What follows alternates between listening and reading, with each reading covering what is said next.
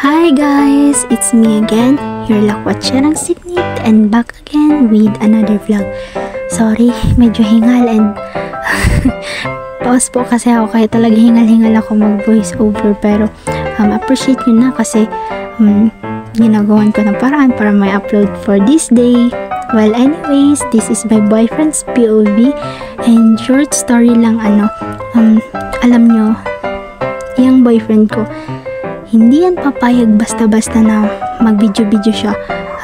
Mas okay sa kanya na siya yung magbibideo.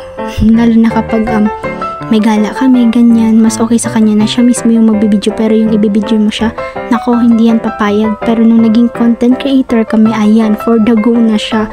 And I'm so happy seeing him confident and enjoying and trying things like this too without any hesitation. Slay siya dyan, diba?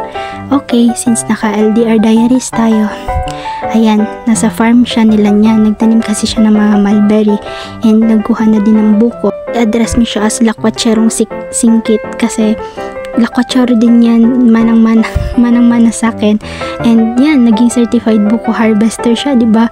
Medyo struggle siya dyan, pero slay siya.